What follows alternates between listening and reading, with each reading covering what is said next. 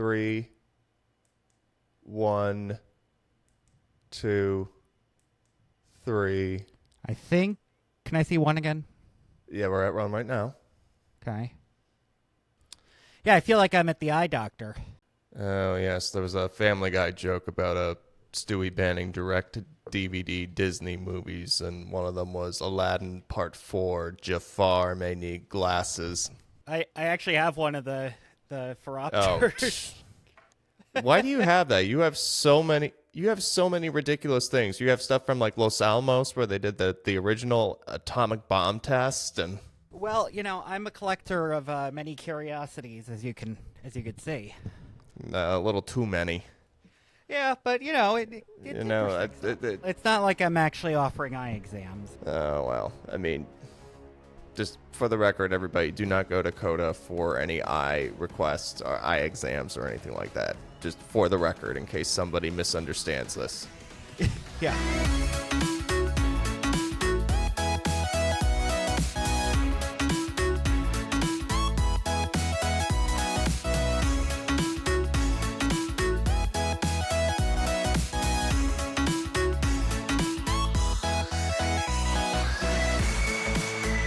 Well, good afternoon, Coda. How you doing today? I'm doing well, and I think we have a pretty fun show. You know what? This thing's in timeout. It has been way too unreliable. I mean, Yeah, I think it might be time to just 86 that crystal ball that you have there. Yeah, well, or just let it not contribute to the actual content. But our tarot cards have been pretty good. Today we're talking about Kubo and the Two Strings, and with this movie chose the Magician because it shows the ability to potentially manifest a destiny and have that potential, and I think this movie really demonstrates that so well. Yeah, I was thinking the exact same things. That it called to mind, these ancient myths and everything that Joseph Campbell elaborated on with the power of myth and the hero's adventure. I mean, it was just incredibly fertile. It was an incredibly fertile movie. That's how I could describe it. Absolutely. I first saw this movie. I was at Emerson the first semester of my senior year, and I was doing that semester in LA. They have a little kind of campus building out there, and it's called Emerson LA. And I remember seeing the posters for this movie and then the trailer. I said, I gotta go see it. So I took to the big AMC theater they have in the Universal City Walk, and it was just incredible. Yeah. I believe I saw it when it came out. I think I actually wrote a review on it, but it was just so long ago, and I just remember the time of night I saw it was very, very late, which was very surreal to be watching, a family movie alone in a movie theater at 10 p.m. So I remember when I saw it, I went with a friend, and then there was people behind us that were like talking throughout the whole. We're like, "Can you stop? We're trying to enjoy the movie." And the place was pretty much empty, except the people decided to sit right behind us. It's like, okay, you had hundreds of seats available, but you chose to sit right by us and just and talk. This is your experience, not the shared audience experience. This is America. Yep. Customer's always right. I don't know that they should be talking through movies, but you sent me some notes that I'm pulling up here. Can you explain what I'm looking at? Yeah, I just had a vision of ecstasy in my dream, I believe. I believe I was having a true mystical experience about this movie last night after I finished watching it. And I woke up. I didn't even know what I was putting down over there. And I just scanned it, and I sent it to you right then, and I just went right back to bed. Well, Kevin, I'm not sure if you were having a vision of ecstasy or you were taking ecstasy and writing this. For our viewers, it's up on the screen now. For our listeners, first off, I can't even read the handwriting, but some of the words are upside down. And Kevin, what? What is this? Oh, whoa! Oh man, you're looking at it for the first time, I guess. Yeah. Geez, I don't even think I was half awake. I think I was like 10% awake. Jeez, and how did I even write so legibly? Yeah, I don't understand Relatively. how you scanned it and sent it to me without waking yourself up. Incredible.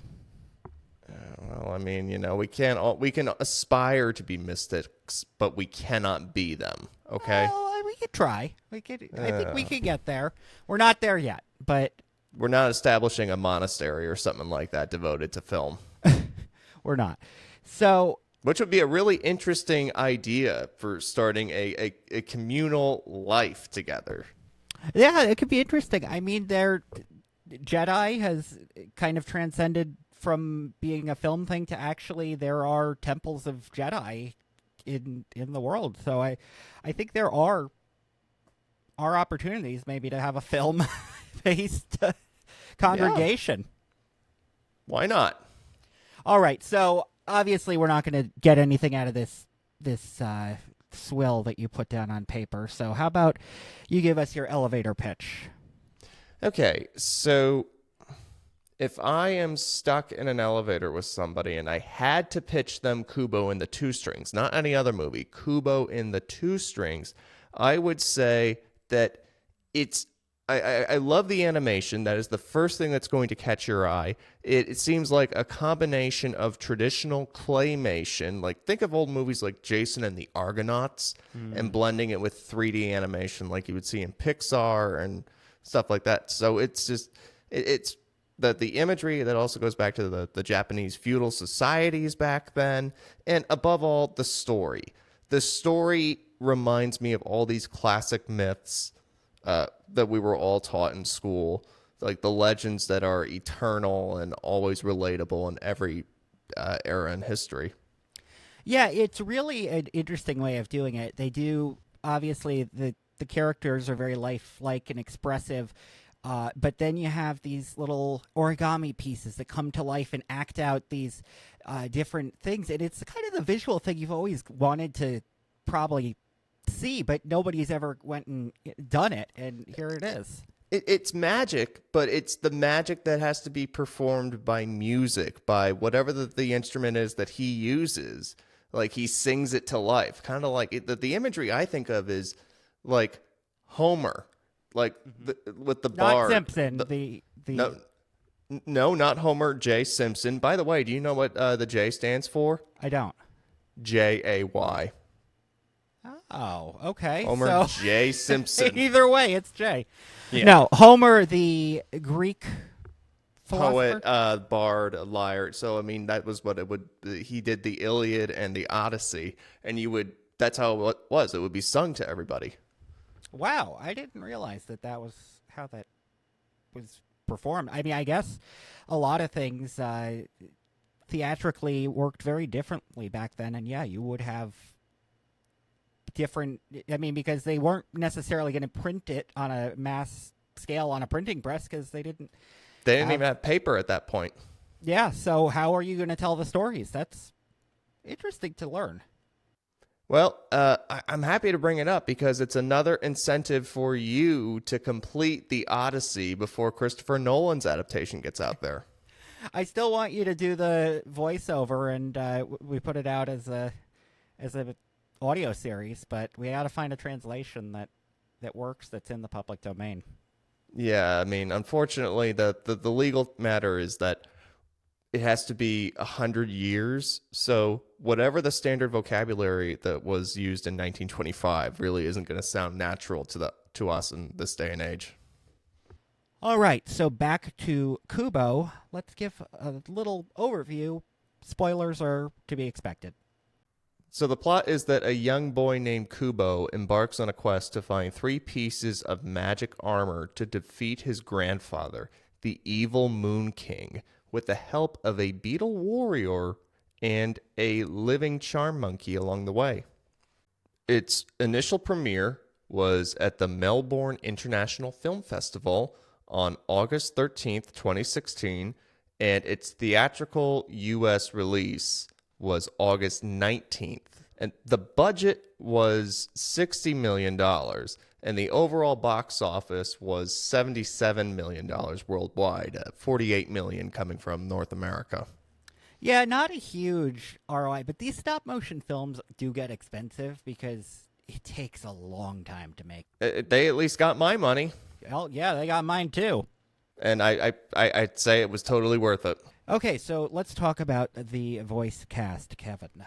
Okay, so the lead voice of Kubo, a 12-year-old boy, is done by Art Patkinson. So his most prolific role to date has been as Rickon Stark in Game of Thrones. So, Coda, have you checked out Game of Thrones yet?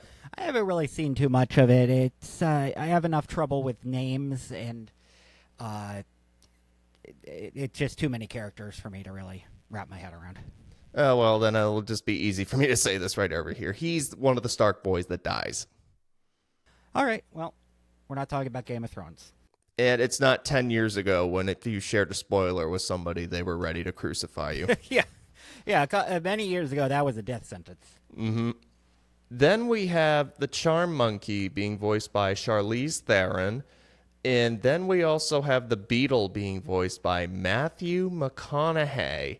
And, well, since this is, a really in-depth analysis of this movie, I think, and we indicated that there would be some spoilers, so... Well, I think we should always reiterate and remind people whenever there's going to be a major spoiler, and this is a major one, because the monkey and the beetle aren't just a monkey and a beetle.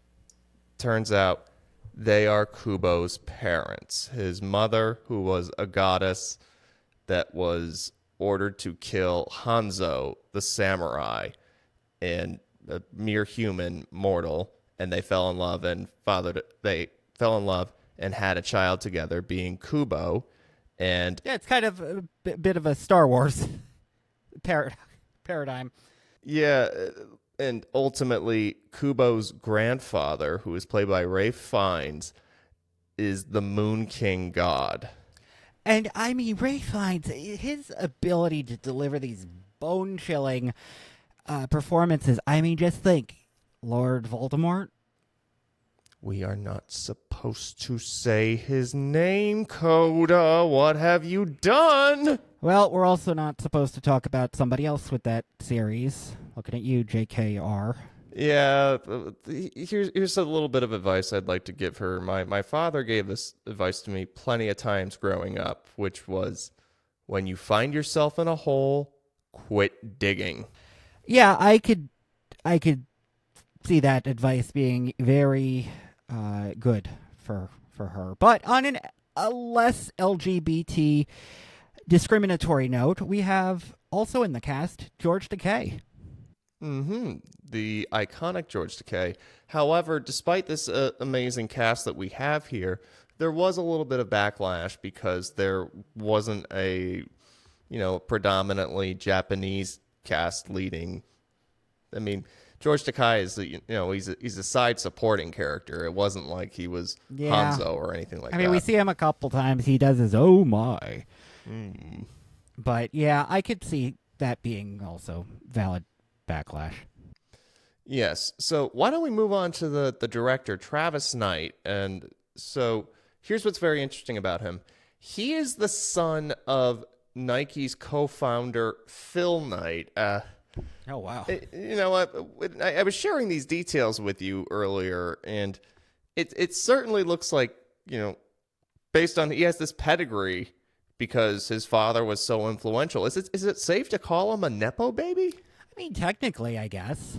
Yeah, I mean, his father's influence got him started as an intern with Will Vinton Studios, and his father eventually became a controlling shareholder, and when they eventually formed it into Leica. Is that the name of the production company? I believe so, yes. Yes. So he was promoted to the board of directors despite having no experience. However, the experience that he acquired in this role, it's not something to dismiss. He was a producer and the lead animator for Coraline, Paranorman, and the Box Trolls, and he directed Bumblebee, the Transformers franchise, and that is considered one of the best of that franchise. So he's a talented Nepo baby. Yeah, and I think it's an interesting example because that he obviously put in the work. You can't choose your parents, and yeah, some doors may be opened, but it's not like he just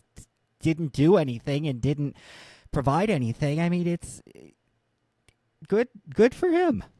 Yeah, I remember hearing Chris Wallace talk about this. His father was Mike Wallace, who started 60 Minutes. And he said at the very beginning of his journalism career, like his bosses would say to him, like, look, you need to give us a reason to keep you around. It can't just be, oh, I'm friends with your parents, therefore you have a spot over here. Yeah, and it's an example of it actually working out and leading to somebody that got in the room, but ultimately was able to really work hard and produce great stuff. It's like Billie Eilish and her brother Phineas. Yeah. I mean, they definitely had some doors open for them, but damn, they are talented. Absolutely. The overall reception of this movie was pretty damn high.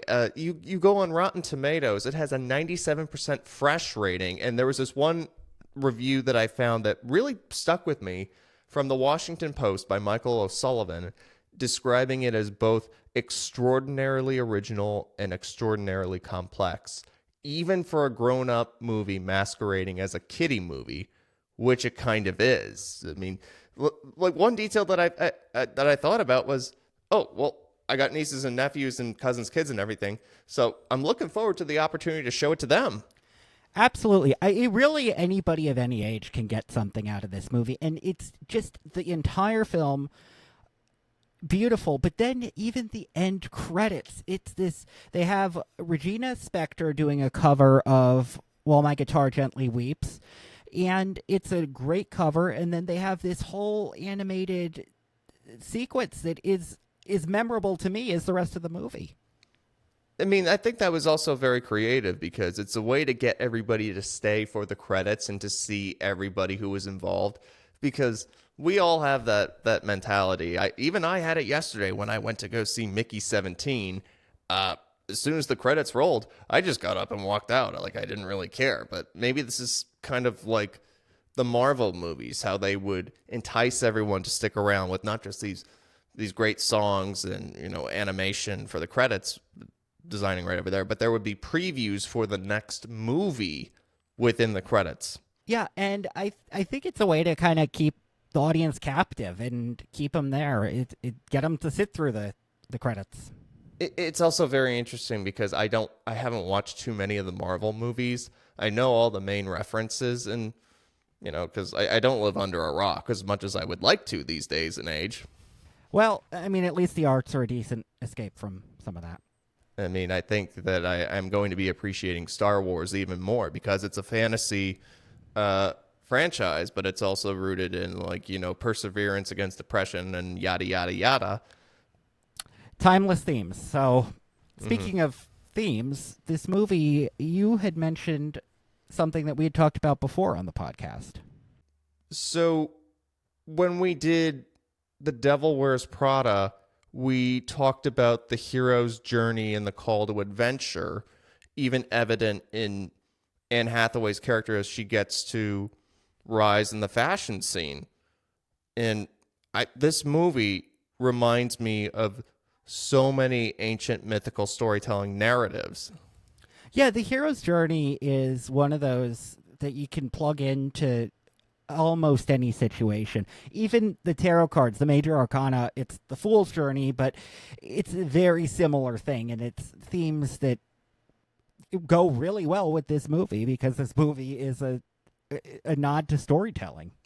Well, it's even more, it's in its raw form. Is raw actually a word, by the way?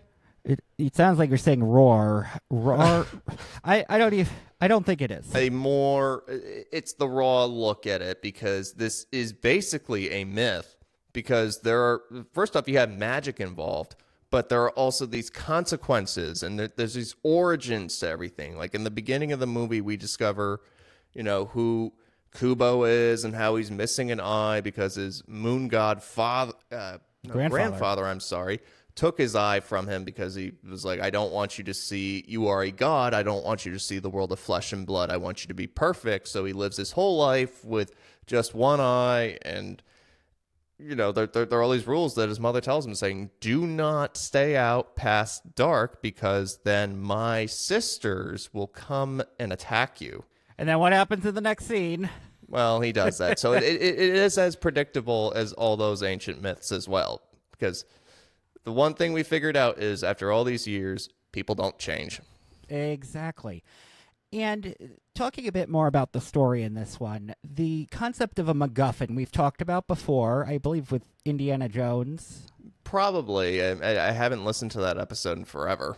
Yeah. Now, in this movie, there's kind of a trifecta because you have the sword unbreakable, brass plate impenetrable, and helmet invulnerable.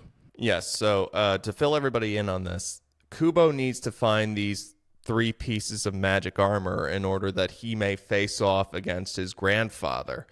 I mean, as I recount the plot, it really does. Star Wars. That's all you think of about like saying, oh, well, my origin comes from my enemy and I need something to be able to face off against him. And above all, I am going to try to redeem him. Yeah, and I think another interesting thing that these elements do kind of show is the power of these gods, the ants, and the sword. They have these chains and hooks that they're trying to fight against Kubo and his mom, and basically the sword is an equal match to those. It had me thinking of one particular myth about consequences. So besides, a simple one about Icarus and the wings being told don't fly too high because they'll melt, it's Orpheus and Eurydice, who were, I believe, her husband and wife, and Eurydice dies, and Orpheus travels down to the underworld to retrieve her, and I guess he's able to bring her back, but they said, you are not allowed to turn to look to her until she's reached the outside world after you, because he has to leave first. And so he gets out of the underworld first, and in his eagerness, he turns around to face Eurydice, and she's got to go back to the underworld now. Yeah, that's interesting. And there's also a bit of a nod to that, I think, a little more directly, too. That whole scene where they're underwater and Kubo's looking into the eye, and he gets trapped and captivated when he knows he couldn't do that, or he would be lured in. I mean, I think it's also about these basic lessons that you want to teach everybody. I mean, this is why I think it would be so great for kids, is that it's a way to teach them valuable lessons, that going from like a movie like Kubo in the 21st century all the way back to like ancient Greece. It's the same style.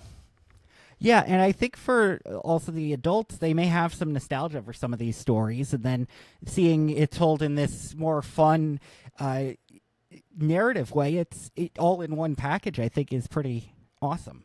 And I think that the upside of this is that when you show it to kids nowadays, there's going to come a time when they get to college and they get older, they're going to watch these movies with like delight and nostalgia. I think they're going to love these movies for a very long time.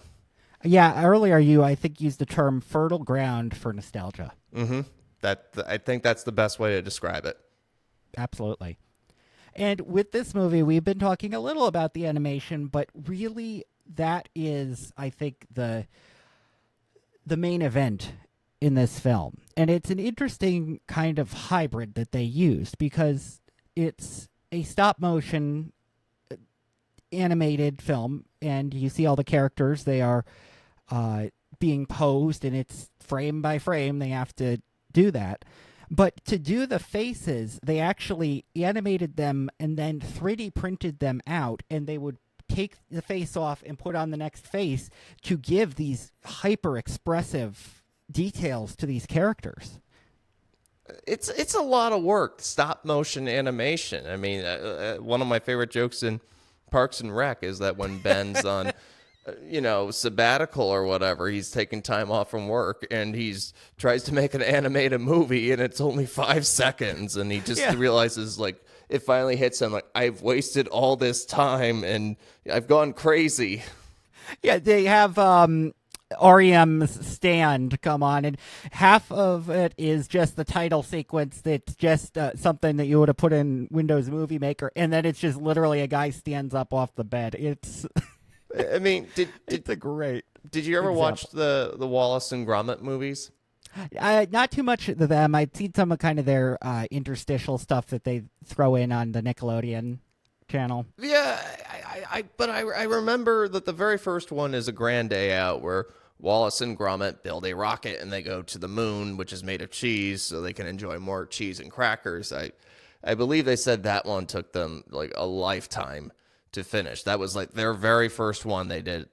Yeah, it's sometimes the first one you learn. Adam Savage actually has an interesting thing where he says if you're trying to do something and learn it, do it once and then immediately do it again and then a third time, and it gets by the third time it's a lot smoother of a process. Well, you figured out how to be more efficient. Yeah.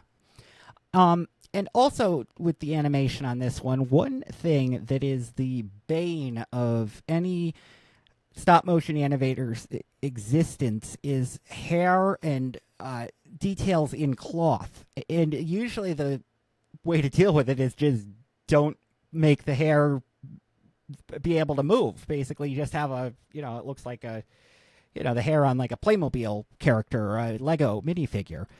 But this movie, no, they went all in and animated these strands of hair that you see throughout the whole movie in front of Kubo's eye patch, and it's such a extra level of detail they went to with this one. I mean, it paid off.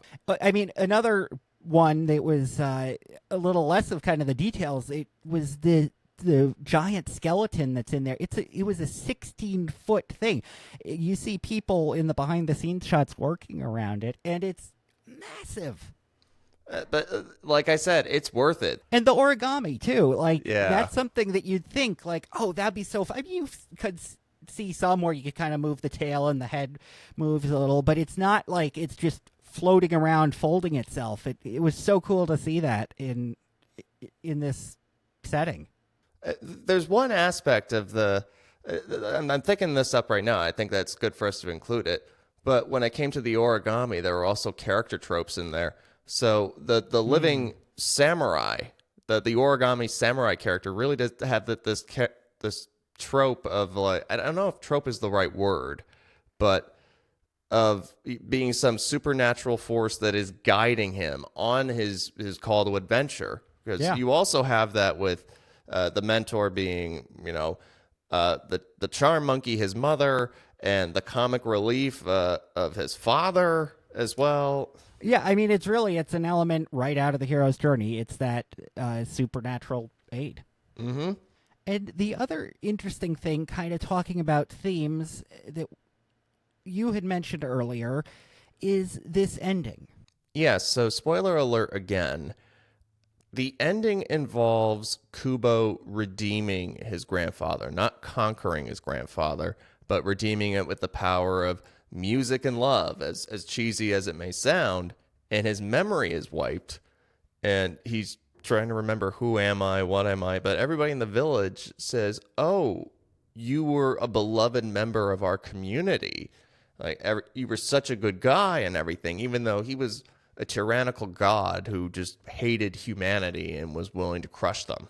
Yeah, you really see the characters of the village kind of like nudge, we're going to go with this direction. And it's an interesting way to deal with it because you'd normally think, oh, we always talk about catharsis. For the catharsis, you want the bad guy to just be destroyed. But going back even to Star Wars again, it's that kind of redemption that the bad guy actually is redeemable. Mm-hmm.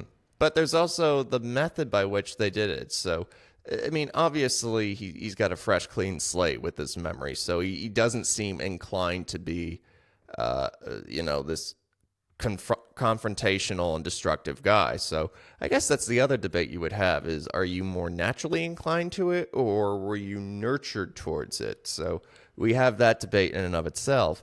But it's like, all right, how did we nurture him towards being a good guy? Well, we nurtured him in this direction by lying to him and saying, oh, you already are a good guy. We all love you, and you're beloved in our community. Yeah, you compliment somebody, they're going to maybe live up to it if they are given an opportunity. And what a better opportunity than being having your memory wiped. Well, and then there's also the other way that you could have done it, which was to say, oh, you destroyed our entire village. You did a whole bunch of terrible things as a way to get him repent. But it's like, well, do we need to make him miserable in the process? Because it's like, is this absolutely necessary in the moment? Because there is the contrition that he has to have for what he's done. But it's like, well, maybe it's better off if we just give him this false narrative and just make it easier for him. Well, they say you catch more flies with honey than vinegar, although thinking in a very nerdy way, most of the apparatuses that you're trying to catch flies with do call for vinegar and sugar. I'm not doing the fun fact this week, so if we're going to go completely off topic, Kevin, I'm going to throw it to you and your fun fact. Yes, so it should be no secret to all that I am a baseball fan, a diehard baseball fan. I would call myself a student of the game, even though I was a terrible player. I would like to say I'm a historian of it. You're a baseball scholar. Maybe I can try to sell that a little further. I mean, I just got to fake it till you make it. But this is one of my favorite stories in the entire history of Major League Baseball. On June 23rd, 1917, Ernie Shore pitched what is technically a perfect game, but he was credited with a no-hitter. So, Coda, do you know the difference between a perfect game and a no-hitter? I'm not sure, actually. So, a perfect game would be you have 3 outs every inning and 9 innings in a game. And so a perfect game would be you pitch the entire game and you didn't let anyone on base with either a hit or a walk or a hit by pitch or through an error or some other thing like that. So a no-hitter is when you get on, you have to get a hit is what I mean to say. You have to make contact. The ball has to go into play, and you have to be able to get on base without, a routine fielding error or something like that. So it's always better to get a perfect game than a no-hitter, but, beggars can't be choosers sometimes. So, like I said, Shore is credited with a no-hitter, even though he retired 27 consecutive batters. Turns out Babe Ruth was the starting pitcher of that game. He faced the first batter and plunked him and got ejected, didn't like the umpire's call, and got in a fist fight with him. And so they're like, all right, we got to bring somebody in. So Ernie Shore comes in, and he retires 27 consecutive batters. I always think that's so. I mean, people got so upset over that Yankees guy trying to grab the ball. And it's like people used to get in fist fights over this stuff. I would have loved to have witnessed that, but I particularly would have liked to have imagined that Babe Ruth is using Larry David's shouting voice for some reason. It's funny. I mean, also, Larry David's show was credited with saving an innocent man from there you had, I guess, in their B-roll stuff, somebody that was accused of some really bad crime. And they're like, no, I was here. This is my alibi. And they called up the producers of the show and watched the dailies. And sure enough. Oh, okay. You know what? I think that this is my moment right now, Coda. You save your fun fact for later. Okay. I have an ego to like Phil. I am a star. All right, Kevin. Well, how about we make it up to you by letting you pick the next movie? Okay. Well, which was going to happen anyway. I'm doing that old switcheroo where you pretend to give somebody something that they already were promised. Oh, yes. I mean, we saw that in current events lately. Was that not true? Exactly. So, Kevin, what do you got for us? Well, I'm going to keep it on baseball because opening day is around the corner. So we're going to do the iconic movie Field of Dreams. I look forward to that. My knowledge of the movie really goes to that John Mulaney clip where he's talking about it. He's just ranting on and on when he's supposed to be presenting an Oscar. Well, you'll appreciate the joke even more. I look forward to it. Well, thank you, everybody, for listening to Moviehouse Mystics. I'm Coda Ewell. And I'm Kevin Gainey. We look forward to seeing you next time. Take care.